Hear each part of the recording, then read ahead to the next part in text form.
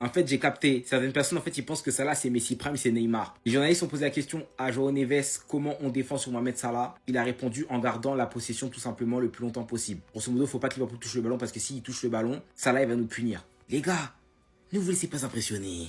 On regarde la Première Ligue tous les week-ends ici. Moi, je vais vous donner la technique pour stopper Mohamed Salah. C'est pas sorcier. C'est pas facile non plus. Le frérot, il a 33 ans. Nuno Mendes, t'inquiète pas, tu comptes que lui. Faut juste rester vigilant pour pas qu'il te prenne dans ton dos. De toute façon, il n'y a pas de show pour la couverture. De deux, quand Liverpool sont en possession et qu'il est sur son couloir droit, vous êtes en 1v1. T'en fais pas pour toi. Il sait pas dribbler.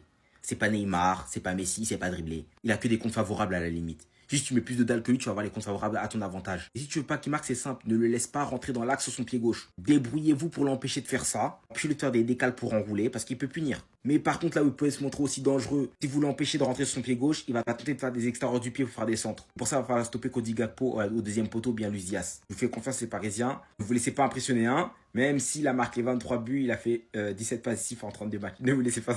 C'est impressionnant, mais ne vous laissez pas impressionner. Dembélé les meilleurs, Dembélé les meilleurs.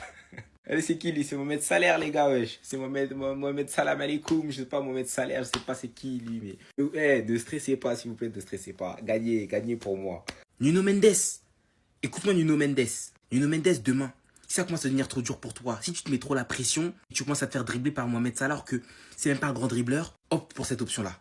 Option Sergio Ramos. Efficacité 100%. Pendant un compte, tu l'attrapes par le bras, clé de bras, hop, bim au sol. Ramos, il a fait ça contre Liverpool.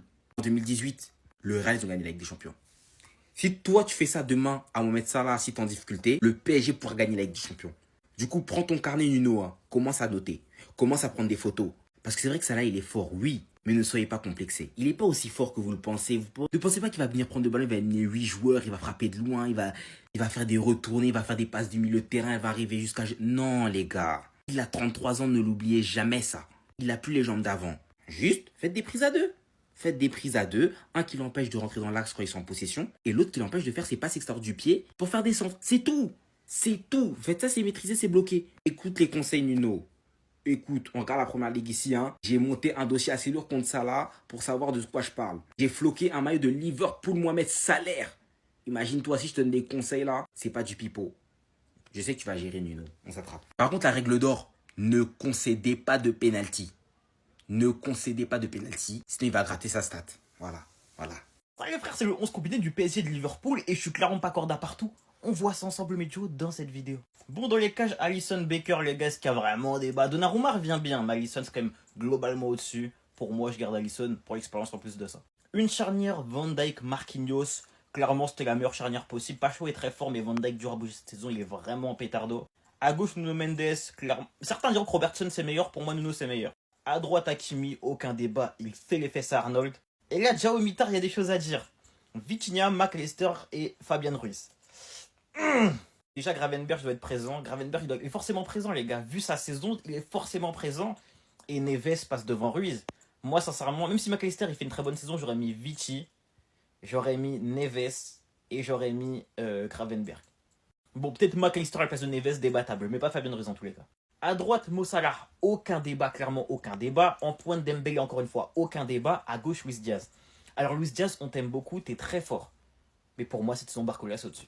Pour moi, cette saison, Barcola, c'est au-dessus. Voilà, moi, je le dis, vous avez pas de corda, pour moi, Barcola, c'est au-dessus. Liverpool va réussir à se qualifier face au PSG. Il y a deux raisons et je vais vous les dire tout de suite. Raison numéro 1, l'intensité du championnat. On est d'accord, demain, le match pour Liverpool et le PSG, c'est le match le plus important de la saison. Sauf que pour Liverpool, durant toute la saison de Première Ligue, on a des matchs pour nous habituer au match de demain. Regardez tous les gros morceaux qu'on a eu depuis le début de la saison et en plus on gagne les matchs. Liverpool City 2-0. Liverpool Newcastle 2-0. Une deuxième fois Liverpool City 2-0 encore. Tottenham Liverpool 6-3. Liverpool Aston Villa 2-0. Et c'est grâce à tous ces matchs-là qu'on vient en confiance en Ligue des Champions parce qu'on est habitué à jouer à haute intensité. Et du coup, ça fait des Liverpool Leverkusen 4-0. Ou même un Liverpool Real Madrid 2-0. Et en jouant tous ces matchs contre toutes ces équipes de haut niveau, on arrive à être premier de Première Ligue en ayant la meilleure attaque et la deuxième meilleure défense derrière Arsenal. Pour vous montrer quand même le niveau stratosphérique de Liverpool cette saison. Et bien sûr, on a aussi fini premier de Ligue des Champions en phase de poule. Et la deuxième raison, c'est le match retour à Anfield. On est quasiment imbattable chez nous. C'est simple, on n'a perdu qu'une seule fois cette saison contre Nottingham Forest et regardez la saison de fou malade qu'ils sont en train de faire. Donc voilà, c'est pour ça que je pense qu'on va gagner face au PSG. Mais attention, ça va être un match ultra compliqué. Qui va gagner son duel? Je vous donne mes pronostics. On commence avec Mohamed Salah contre Nuno Mendes. Honnêtement, je ne pense pas dire trop de dingueries en disant Mohamed Salah. C'est simple, personne n'arrive à l'arrêter en ce moment en Europe. Donc je ne pense pas que ce soit Nuno Mendes qui va réussir à stopper Salah. On continue avec Konaté versus Dembélé. Là, c'est très très dur. Parce qu'en ce moment, Dembélé, avec la forme qu'il a, c'est simple, personne ne peut l'arrêter. Mais Konaté, on est quand même sur l'un des meilleurs défenseurs centrales à l'heure actuelle. Donc je pense que c'est du 50-50. Honnêtement, Dembélé va faire autant de différence que Konaté peut en faire sur Dembélé. Donnez-moi votre avis. On continue avec Barcola contre Arnold. Bon, désolé de le dire, mais Barcola va souiller Arnold. On va pas se mentir, en défense, c'est pas ça. C'est pas ça Arnold en défense. Par contre, Alexander Arnold, il peut vous faire très très mal offensivement. Ça m'étonnerait même pas qu'il marque un but ou qu'il fasse une passe D. Gakpo contre Hakimi. Bah en fait là, Hakimi, c'est à peu près pareil qu'Arnold. Je vois beaucoup plus faire des différences en attaque qu'en défense. Donc c'est pour ça, Gakpo, ça va être compliqué, mais je pense qu'il peut faire le travail contre Hakimi. Et on dira juste que Hakimi gagnera son duel avec Gakpo s'il marque un but. S'il marque pas, je pense que Gakpo sera au-dessus. Et on finit avec João Neves contre Gravenberch. Alors les deux joueurs, je les adore. Surtout que moi, je suis portugais, donc je suis fan quand même de João Neves. Mais on va pas se mentir, Gravenberch, en ce moment, à son poste, c'est peut-être le meilleur milieu de terrain au monde. Là, honnêtement, je vois aucun monde où Gravenberch peut se faire manger par João Neves. Dites-moi votre avis dans les commentaires. Et j'ai Liverpool, le moment de vérité c'est maintenant. Paris est-il à la hauteur des Reds? On en parle dès maintenant. Alors je vais être cash, je pense que le PSG c'est encore un cran en dessous de Liverpool et je vous explique pourquoi. Paris, ça joue très bien depuis seulement un mois et demi, veut pas. Ça fait 42 jours, je crois, j'ai vu la séquence folle du PSG sur 42 jours. Et l'adversité en face, calamiteuse. Enfin, je suis désolé, la Ligue 1, vous pouvez dire ce que vous voulez, vous pouvez la défendre, Ligue des Talents, blablabla, c'est catastrophique. Même en Ligue des Champions, leur barrage c'était contre Brest au Roudourou. À un moment donné, quand tu compares les adversaires qu'a affronté Liverpool, ça a tapé, et je parle pas de City, parce que City pour moi cette année c'est faible, mais ça tape en première ligue des Chelsea, des Newcastle à longueur de journée, ça a joué en Ligue des Champions contre le Real, ils les ont tapés 2-0, enfin à un moment donné Liverpool...